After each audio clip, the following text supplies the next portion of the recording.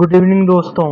आज है 21 जून और आज का हम लोग जो है करंट अफेयर्स साथ ही साथ जो है हम लोग देखेंगे बिहार स्पेशल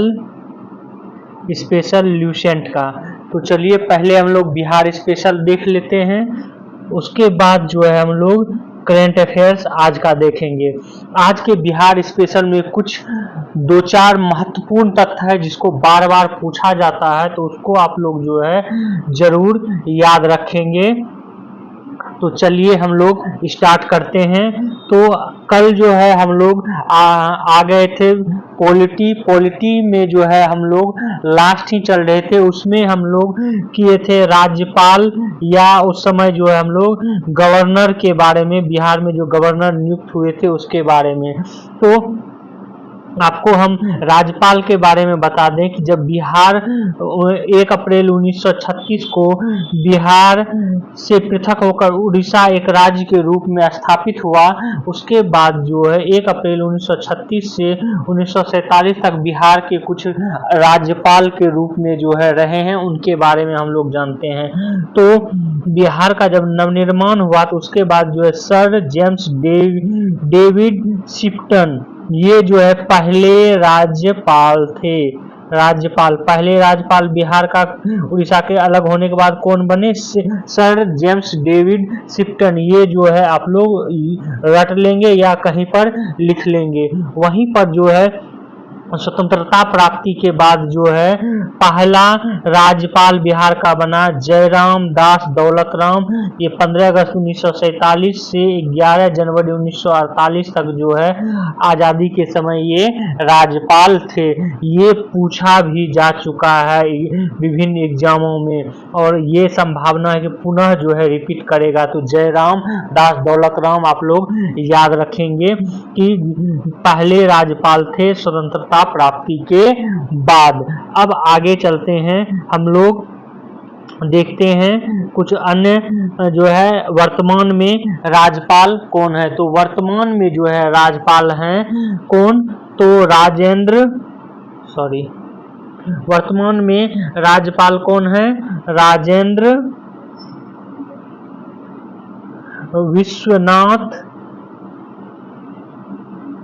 विश्वनाथ आर्लेकर। ये भी जो हैं ये हैं कहीं आपको 12 फरवरी 2023 से ये राज्यपाल वर्तमान में है। ये जरूर आप लोग याद रखेंगे वर्तमान में कौन राज्यपाल है। अब आते हैं हम लोग मुख्यमंत्री के बारे में, बिहार के मुख्यमंत्री। तो बिहार के जो है प्रथम मुख्यमंत्री डॉक्टर श्री कृष्ण सिंह थे। ये 30 मार्च 1946 से 31 जनवरी 1961 तक जो है इनका शासनकाल था। अब आते हैं बिहार में मुख्यमंत्री के बाद राष्ट्रपति शासन के बारे में। पहली बार बिहार में राष्ट्रपति शासन जो है ये 29 जून 1968 को लगा था, जो कि 26 जनवरी 1969 तक जो है रहा। तो पहली बार कब लगा राष्ट्रपति शासन, तो ये जरूर याद रखेंगे। उसके बाद हम आपको बता दें कि अभी तक में जो है 8 बार राष्ट्रपति शासन बिहार में लागू हो चुका है।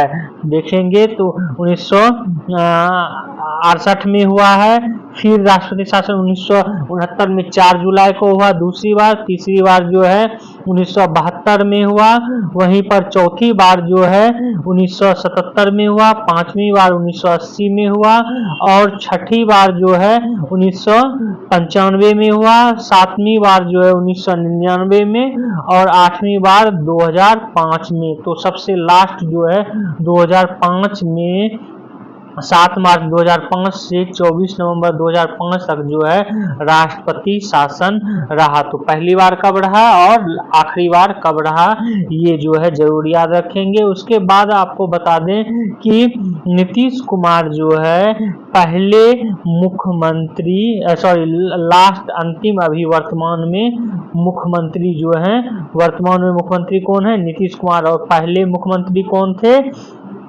तो डॉक्टर श्री कृष्ण सिंह जो है पहले मुख्यमंत्री थे, ये भी याद रखेंगे आप लोग। और यहाँ पर आपको ये भी बता दें कि अबुल गफूर जो है, अबुल गफूर ये मुस्लिम मुख्यमंत्री जो है, मुख्यमंत्री ये रह चुके हैं बिहार के। अब आगे हम लोग देखते हैं, आगे है कि न्यायाधीश के बारे में, कि न्यायाधीश जो है पटना उच्च न्यायालय के कौन रहे। तो आपको हम बताते चलें कि पटना उच्च न्यायालय की स्थापना कब होती है, तो 1916 में होती है। ये रट लेंगे, एकदम याद रहना चाहिए, जैसे क्वेश्चन आएगा तुरंत टिक लगना चाहिए। और ये 1917 में पटना उच्च न्यायालय की स्थापना हुई थी, और 1916 में। और न्यायमूर्ति जो है, मुख्य न्यायाधीश वो नियुक्त हुए थे न्यायमूर्ति सर एडवर्ड मायनडरचेम्स्चामियर। ये चेम्स्चामियर भी याद रखेंगे तो आपका प्रश्न जो है बन जाएगा। तो ये मुख्य न्यायाधीश जो है नियुक्त हुए थे पटना उच्च न्यायालय के पहले मुख्य न्यायाधीश। आगे हम लोग देखते हैं कि अभी वर्तमान में जो है न्यायाधीश कौन है। तो वर्तमान में जो है न्यायाधीश 45वें न्यायाधीश के रूप में आप जान लें कि कृष्णन विनोद चंद्रन जो हैं, ये वर्तमान में मुख्य न्यायाधीश हैं पटना उच्च न्यायालय के। अब आगे चलते हैं, आगे आप लोग ये भी याद रखेंगे, यहाँ पर जो है बता दें न्यायाधीश के बारे में ही, कि न्यायाधीश में जो है आज़ादी के समय जो है न्यायाधीश कौन थे। तो न्यायमूर्ति सर क्लिफर्ड मनमोहन अग्रवाल जो हैं ये थे न्यायाधीश। ये भी याद रखेंगे आज़ादी के समय कौन न्यायाधीश थे पटना उच्च न्यायालय के। अब आते हैं बिहार विधानसभा के अध्यक्ष कौन थे।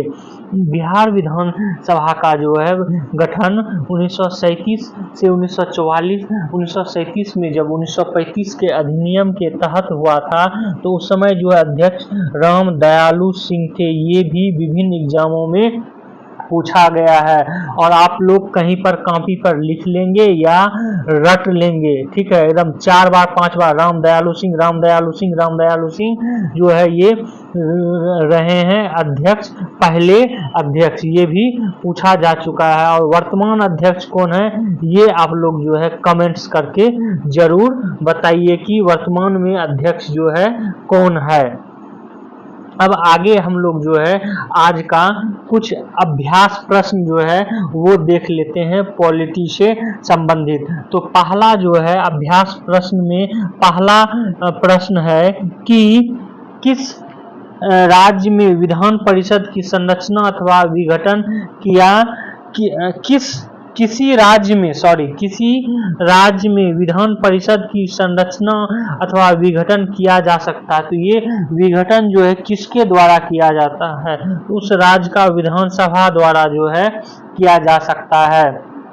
निम्नलिखित राज्यों में कहाँ विधान परिषद है, केरल, हिमाचल प्रदेश, दिल्ली और बिहार। तो इस ऑप्शन के अनुसार जो है बिहार में विधान परिषद है। ऐसे कितना है आप लोग कमेंट्स किन किन स्टेटों में ये हाल ही में बताए हुए हैं, तो आप लोग जो है पूरा कमेंट में आप बताएंगे। अगला देखते हैं, निम्नलिखित में से कौन राज्य विधानमंडल का अंग नहीं है। तो राज्य विधानमंडल का अंग कौन नहीं है, तो महाधिवक्ता जो है राज्य विधानमंडल का अंग नहीं। राज्य विधानमंडल के अंतर्गत राज्यपाल, विधानसभा और विधान परिषद जो है ये आते हैं। महाधिवक्ता नहीं आता है, लेकिन महावक्ता जो है विधानसभा और विधान परिषद में बैठ सकता है, कार्यवाही में ये है। अब देखते हैं हम लोग अगला प्रश्न, राज्य मंत्रिपरिषद किसके प्रति जिम्मेदार होता है। तो राज्य मंत्रिपरिषद विधानसभा के प्रति जिम्मेवार होता है। किन राज्यों में पंचायती राज संस्थाओं में स्त्रियों के 50% आरक्षण को वैध किया गया है। तो ये है डी, बिहार, उत्तराखंड, मध्य प्रदेश और हिमाचल प्रदेश। ये सारे के सारे राज्य में 50% आरक्षण दिया गया है पंचायती राज में। अगला देखते हैं, बिहार में पंचायती समिति की सामाजिक न्याय समिति के अध्यक्ष कौन होते हैं? तो सामाजिक न्याय समिति के अध्यक्ष जो है पंचायत समिति के उप प्रमुख होते हैं। अगला देखते हैं, ये बिहार एसएससी इंटर स्टेडियम पूछा। बिहार में पंचायत समिति का निर्वाचित सदस्य अपनी त्यागपत्र किसे देता है? तो ये पंचायत समिति के प्रमुख को जो है त्यागपत्र देता है बिहार पंचायत समिति के निर्वाचित सदस्य। ये भी देखिए बीएसएससी में पूछा हुआ है। बिहार विधानसभा में वर्तमान में कुल कितने सदस्य हैं? तो कितने हैं? 243 हैं। ये भी रट लेंगे, बीएसएससी में पूछा जा सकता है। बिहार विधानसभा में अनुसूचित जाति के कितने सीटें हैं? तो अनुसूचित जाति की सीटों की संख्या 38 है। अनुसूचित जनजाति की कितने हैं ये भी हम बता चुके हैं, तो आप लोग जो है कमेंट्स में बताएंगे। चलिए अगला देखते हैं, बिहार से लोकसभा के कितने सदस्य चुने जाते हैं? तो बिहार से 40 लोकसभा के सदस्य चुने जाते हैं। बिहार में कुल संसदीय निर्वाचन क्षेत्र कितने हैं? तो 40 निर्वाचन क्षेत्र हैं। विधानसभा को भंग कौन कर सकता है? तो विधानसभा को राज्यपाल भंग कर सकता है। ये देखिए क्वेश्चन जो है आगे अगला क्वेश्चन है, पटना उच्च न्यायालय की स्थापना कब हुई थी? पटना उच्च न्यायालय का स्थापना 1916 में। हम अभी जस्ट ही बताए थे, देखिए इसको बार बार पूछा भी गया है एग्जामों में। जिला नियोजन एवं विकास परिषद का प्रधान कौन होता है? तो जिला विकास पदाधिकारी जो है ये प्रधान होता है। ग्राम पंचायत में नियुक्त सरकारी कर्मचारी कौन होता है? तो ग्राम पंचायत में नियुक्त जो है कौन होता है? ग्राम सेवक जो है, जिसको हम लोग सचिव जी बोलते हैं। पंचायत जब आप वेब सीरीज देखे होंगे तो उसमें देखे होंगे सचिव जी, ग्राम सेवक जो है होते हैं। पंचायत के चुनाव कराने हेतु निर्णय करने किसके द्वारा किया जाता है? तो राज्य के सरकार जो है ये करती है, राज्य चुनाव आयोग करवाती है। तो राज्य सरकार द्वारा जो है पंचायत चुनाव का डिसीजन लेती है। अगले आप देखते हैं, लॉर्ड सिन्हा 1921 में कहाँ के गवर्नर जो है पद से त्यागपत्र दिए थे? तो ये बिहार उड़ीसा, क्योंकि 1921 में जो है बिहार और उड़ीसा एक राज्य था और उस समय जो है गवर्नर जो है कौन थे? लॉर्ड सिन्हा थे। आगे देखते हैं अगला प्रश्न, बिहार में लोकसभा की 40 सीटें हैं, राज्यसभा की कितनी सीटें बिहार में है? तो बिहार में जो है कितने राज्यसभा की सीटें हैं? 16। कितने हैं? 16। ये भी रट लेंगे, ये भी देखिए पूछा जा चुका है। इस तरह के प्रश्न हम लोग बोलते हैं, पहले भी जब बता रहे थे तो बोल रहे थे कि रट लेना है। बिहार राज्य में कुल कितने जिले हैं? तो 38 जिले हैं। ये भी देखिए पूछा जा चुका है। बिहार पंचायती राज अधिनियम 2016 में 2 ग्राम सभा की बैठक के बीच अधिकतम कितनी अवधि होनी चाहिए? तो ये अवधि जो है 3 महीने की होनी चाहिए 2 ग्राम सभा की बैठकों के बीच। अगला देखते हैं प्रश्न, मुखिया स्वहस्ताक्षरित आवेदन देकर अपने पद से त्यागपत्र या परित्याग कर सकता है। बिहार पंचायती राज अधिनियम 2006 के अंतर्गत उसे अपना आवेदन किसे प्रेषित करना होगा?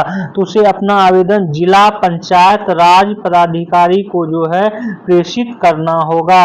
अगला देखते हैं हम लोग, बिहार में मुखिया इस तरह के अनुरोध प्राप्त करने के बाद ग्राम पंचायत की एक विशेष बैठक बुलाता है। तो कितने दिनों पर बुलाता है? तो 15 दिनों के अंदर जो है बुलाता है। ये भी देखिए प्रश्न पूछा जा चुका है, ये सब पहले ही हम बता भी चुके हैं। आगे देखते हैं, आगे है ग्राम सभा एक या अधिक राज्य में निगरानी समिति का गठन कर सकती है। इस समिति का गठन किनसे किया जाता है? निगरानी समिति का तो ऐसे व्यक्तियों से जो ग्राम पंचायत के सदस्य नहीं हो, वो जो है निगरानी समिति में गठन कर सकता है। अगला देखते हैं, अपील की सुनवाई में ग्राम कचहरी में न्यूनतम पंचों की गणपूर्ति निम्नलिखित में से क्या होनी चाहिए? तो कम से कम जो है 7 साथ पंच होने चाहिए ग्राम कचहरी में।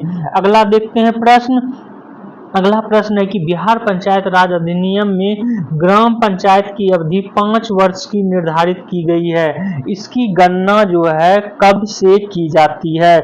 इसकी गणना पंचायत की पहली बैठक की तिथि से की जाती है। ये भी प्रश्न पूछा गया है। अगला देखते हैं, ग्राम पंचायत का कोई सदस्य हस्तलिखित आवेदन मुखिया को समर्पित कर त्यागपत्र दे सकता है। आवेदन समर्पित करने के कितने दिनों बाद त्यागपत्र प्रभावी माना जाएगा? तो ये जो है 7 दिन बाद जो है प्रभावी माना जाएगा। ये आप जो है पंचायत में भी इसके बारे में देखे होंगे। आगे देखते हैं,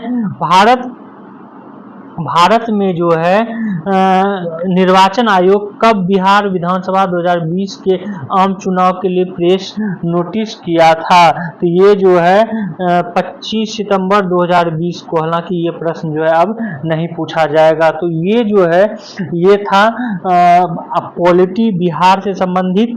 तो आज पॉलिटी खत्म हो गया। कल जो है बिहार का ज्योग्राफी हम लोग स्टार्ट करेंगे। अब चलिए हम लोग देखते हैं करंट अफेयर्स। आज का करंट अफेयर्स के अंतर्गत जो है पहला करंट अफेयर्स आज है, क्योंकि आज जो है 21 जून है और 21 जून को जो है इंटरनेशनल योगा डे बनाया जाता है। और इंटरनेशनल योगा डे जो है 21 जून को मनाया जाता है। और 2024 के इंटरनेशनल योगा डे का जो है थीम है योगा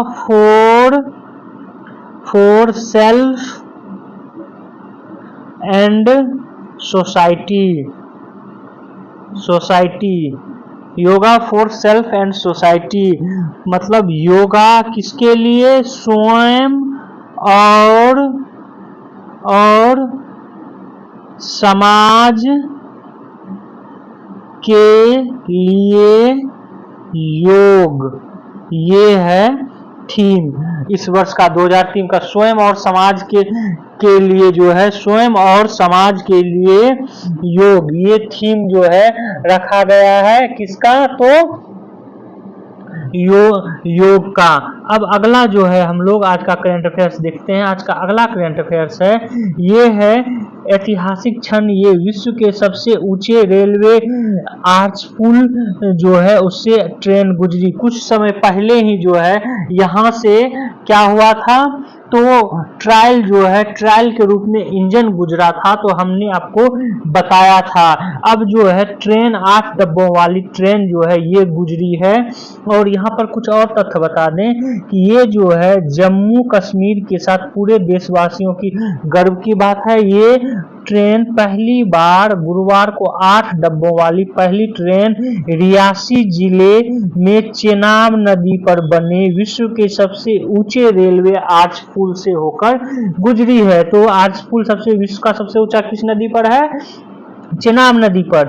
ये 1.3 किलोमीटर लंबा यह पुल चेनाब नदी के तल से 359 मीटर ऊंचा है। और ये रामबन जिले के संगलदान से रियासी स्टेशन मतलब रामबन जिले और रियासी जिले को जो है ये जोड़ता है। 46 किलोमीटर इसका जो है सफर तय किया है। तो 46 किलोमीटर अभी है।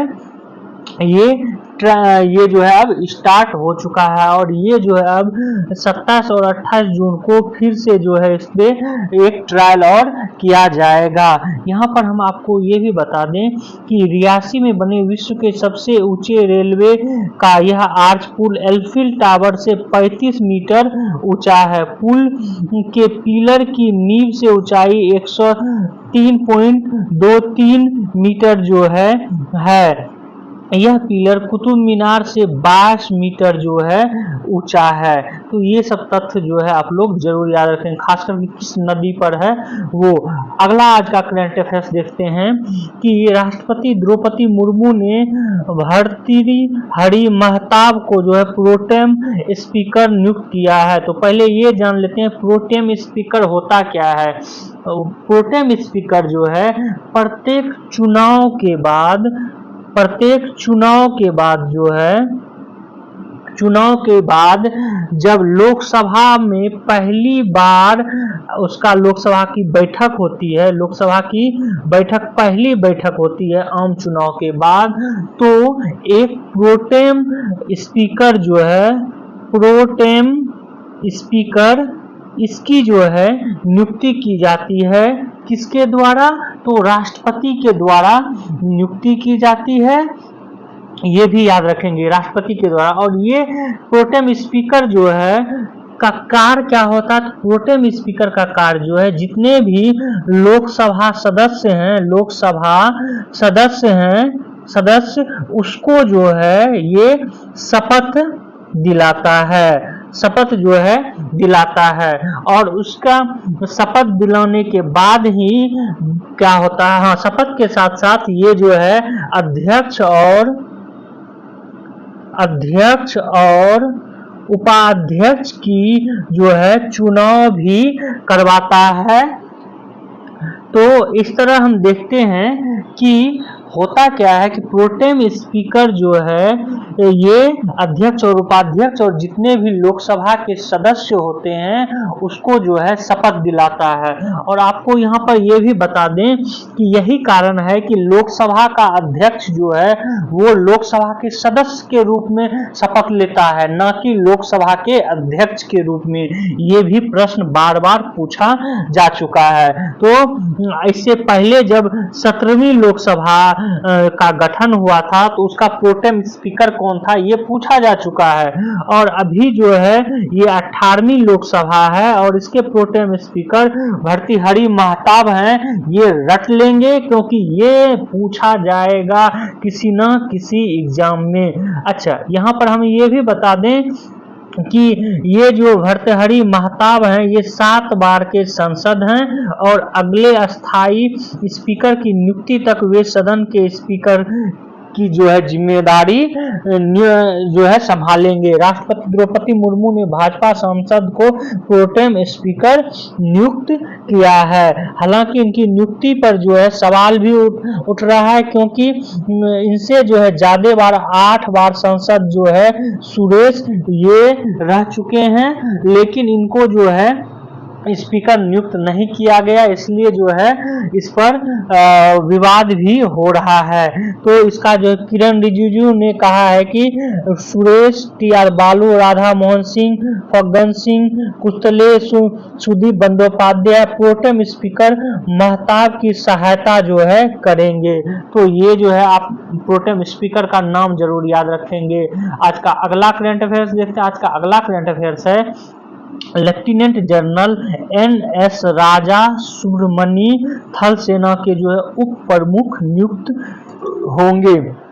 तो ये उप प्रमुख बन रहे हैं। तो यह हालांकि बहुत ज़्यादा इम्पोर्टेंट नहीं है, लेकिन अगर जो कोई एग्जाम देते हैं सेना से संबंधित हो सकता है उप प्रमुख भी पूछे। प्रमुख तो पूछा ही जाता है, तो उप प्रमुख कौन है? तो जो है सुब्रमणि जो है ये राजा सुब्रमणि उप प्रमुख बने हुए हैं। वहीं लेफ्टिनेंट जनरल द्विवेदी जो हैं ये थल सेना के वर्तमान में अध्यक्ष, ये 30 जून को जो है ये शपथ ये लेंगे, लेफ्टिनेंट जनरल द्विवेदी। आगे चलते हैं, आज का करंट अफेयर्स अगला देखते हैं। अगला करंट अफेयर्स आज का है ये है कि नासा के प्रमुख जो है, नासा के प्रमुख बिल